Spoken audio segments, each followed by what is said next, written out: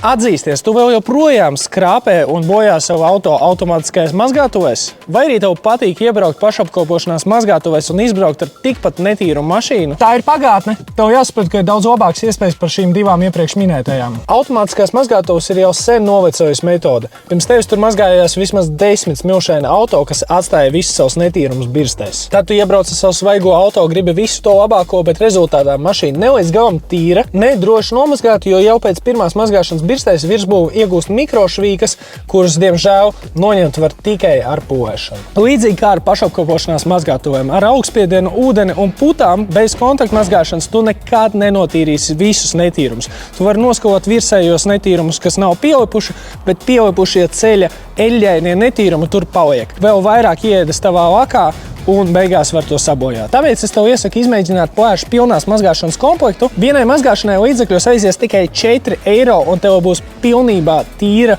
un nožāvēta mašīna. Atmērcē netīrums ar startu, 100 ml koncentrāta sajauc ar 1000 ml ūdens un izmanto mazgāšanas uzgalu, kas ir klāts smidzinātājiem. Otrais, uzklāj putas, 100 vai 150 ml plēšu sniega koncentrāta un 1000 vai 1500 ml ūdens. Un tātad arī ar šo te pašu smidzinātāju tikai sniega uzgalu. Tagad veic kontaktmazgāšanu, paņem spaini ar ūdeni, iejauc 100 ml plēšu sniega, iemet cimdiņu, kas ir komplektā, vēlreiz noskalo, nosasina ar plēšu žāvēšanas dvieli. Ideāli, lētāk, drošāk, izdevīgāk un pats galvenais efektīvāk.